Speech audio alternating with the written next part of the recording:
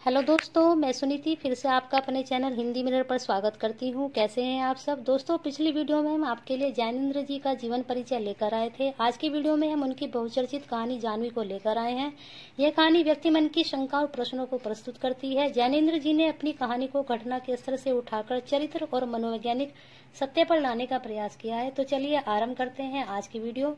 दोस्तों, वीडियो शुरू करने से पहले मेरा आपका फिर से अनुरोध है, अगर आपने चैनल को सब्सक्राइब नहीं किया है तो सबसे पहले चैनल को सब्सक्राइब कर दें, जिससे आपके सब्सक्राइब से हमारे कार्य को बढ़ावा मिले।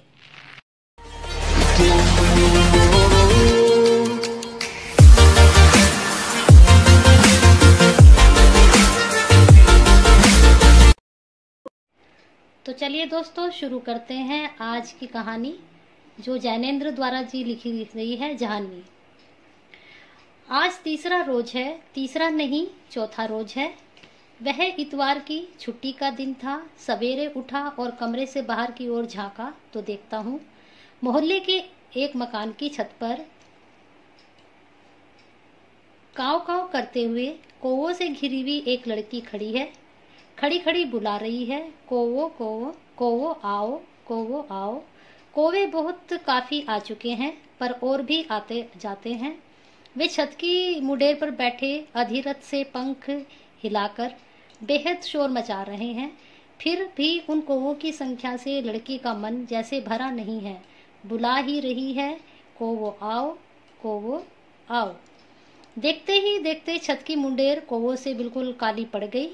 उनमें से कुछ उड़ उड़कर उसकी धोती से जा टकराने लगे।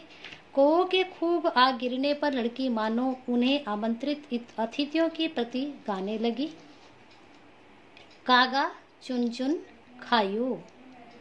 गाने के साथ उसने अपने हाथ की रोटियों में से तोड़ तोड़ कर नन्हे नन्हे टुकड़े भी चारों ओर फेंकने शुरू किए। गाती जाती थी, कागा चुन चुन खायो।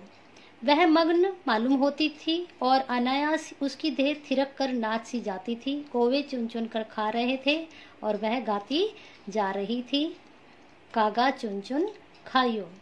आगे वह क्या गाती है, कौवों की काव काव और उनके पंखों की फड़फड़ाहट के मारे साफ सुनाई ना दिया।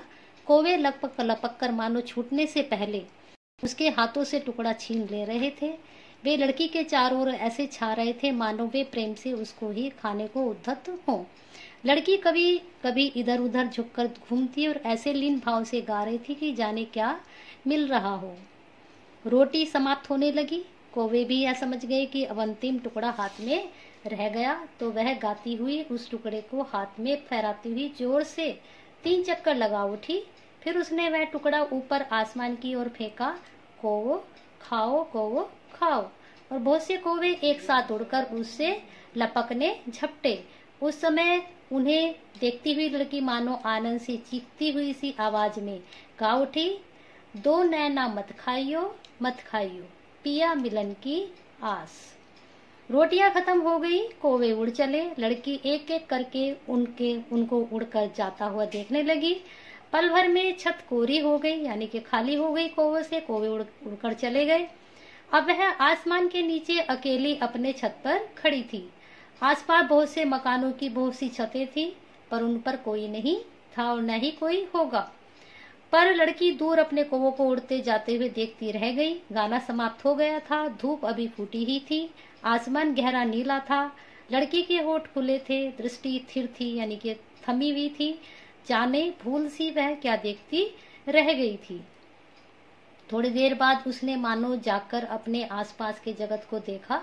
इसी की राह में क्या मेरी ओर भी देखा भी हो, पर शायद मैं उसे नहीं दिखा था। उसके देखने में सब कुछ दिखता ही था, यह मैं नहीं कह सकता। पर कुछ ही पल के अनंतर वह मानो वर्तमान के प्रति, वास्तविकता के प्रति चेतन हो गई। तब वह फिर बिना देर लगाए चट चट उतरती हुई नीचे अपने घर में चली गई। मैं अपनी खिड़की में खड़ा खड़ा चाहने लगा कि मैं भी देखूं कि कौवे कहाँ कहाँ उड़ रहे हैं और वे कितनी दूर चले गए हैं। क्या वे कहीं दिखते भी हैं? पर मुश्किल से मुझे 2 एक ही कौवे दिखे। वे निरंतक भाव से यहाँ बैठे थे या वहां उड़ रहे थे। वे मुझे मूर्ख और घिनौने मालूम हुए।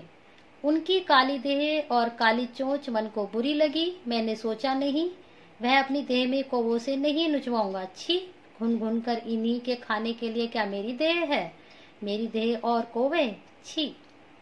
जान पड़ता है खड़े खड़े मुझे काफी समय खिड़की पर ही हो गया है, क्योंकि इस बार देखा कि ढेर के ढेर कपड़े कंधे पर लादे वह लड़की फिर उसी छत पर आ गई है। इस बार वह गाती नहीं, वह पड़ी एक खाट पर उन कपड़ों को पटक देती है और कपड़ों में से एक एक चुनकर फटक कर वहीं छत पर ला देती है। छोटे बड़े उन कपड़ों की गिनती काफी रही होगी। वे उठाए जाते रहे, पटके जाते रहे, फैलाए जाते रहे, पर उनका अंत आता ही नहीं दिखा। आखिर जब खत्म हो गए तो लड़की ने सिर पर आए हुए धोती के पल्ले को पीछे किया।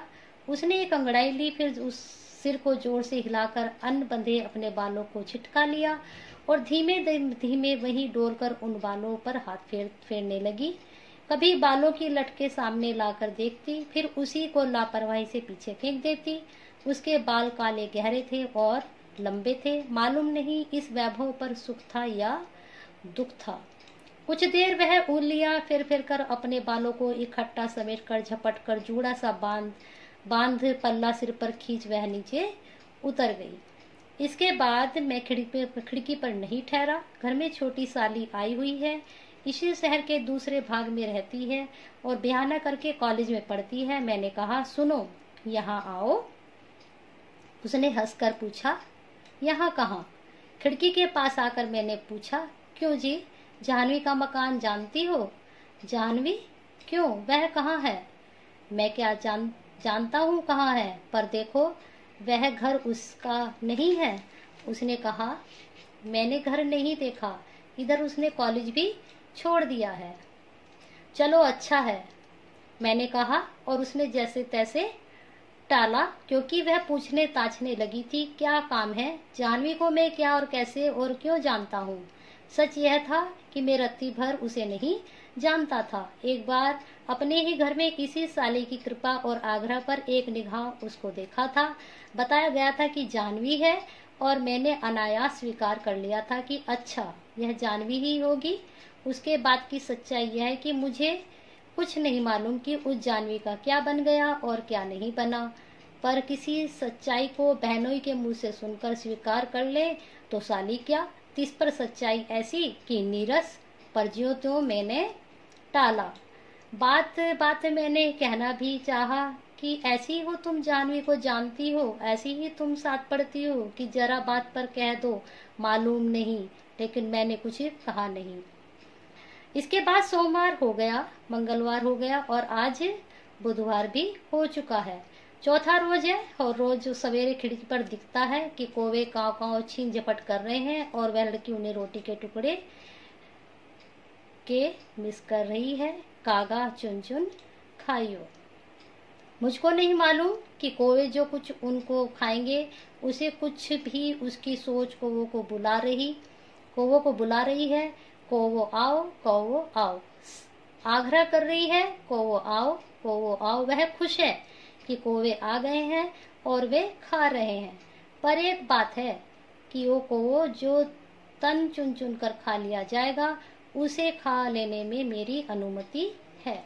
वह खूब खा खू कर तुम सब निपटा देना, लेकिन ऐ मेरे भाई को वो इन दोनों नैनों को छोड़ देना, इन्हें कहीं मत खा लेना। कहीं तुम नहीं जानते कि उन नैनों में एक आस बसी है जो पराये के बस है। वे नैना नींव की वाट में है। ऐ कौवो, वे मेरे नहीं है, मेरे तन के नहीं है, वे पीऊ की आस को बनाए रखने के लिए हैं, सो उन्हें छोड़ देना। तो यह जो लड़की है जाह्नवी, यह कौवों से ये सब कहती है कि तुम जो है रोटी खा लेना, लेकिन मेरे नैनों को मत खाना। जो दो नैन है यह पिया की आस में है। आज सवेरे भी मैंने यह सब कुछ देखा। कौवों को रोटी खिलाकर वह उसी तरह नीचे चली गई। फिर छोटे बड़े बहुत से कपड़े धोकर लाई, उसी भांति उन्हें झटक कर फैला दिया। वैसे ही बाल छितरा कर थोड़ी देर डोली, फिर सहसा ही उन्हें जोड़े में संभाल कर नीचे भाग गई।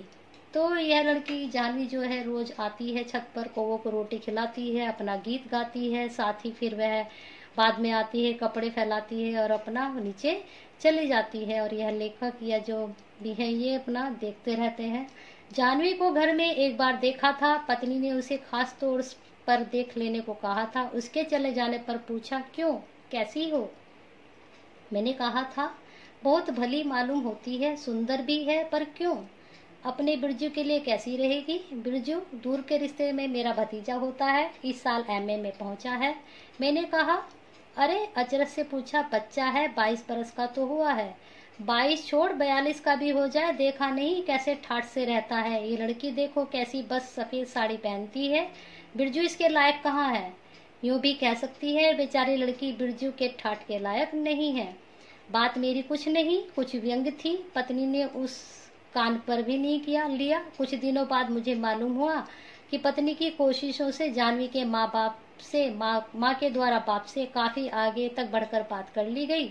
शादी के मौके पर क्या देना होगा, क्या लेना होगा, एक एक करके सभी बातें पेशगी में तय होती जा रही थी। इतने में सारे किए कराए पर पानी फिर गया। जब बात कुछ कुल किनारे पर आ गई थी, तभी हुआ कि हमारे ब्रज नंदन के पास एक पत्र आ पहुंचा है। उस पत्र के कारण एकदम सब चौपट हो गया। इस रंग में भंग हो जाने पर हमारी पत्नी का मन पहले तो गिरकर चूर चूर सा होता जान पड़ा, पर फिर उसी पर बड़ी खुश मालूम होने लगी। मैंने तो मानो इस मामले में अनावश्यक प्राणी हूँ ही। बात कानों कान मुझे खबर तक न हुई। जब मुझे हुई तो इस तरह।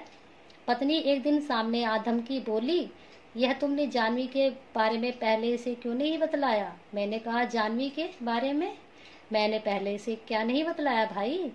यह वह कैसी है? मैंने पूछा, ऐसी कैसी?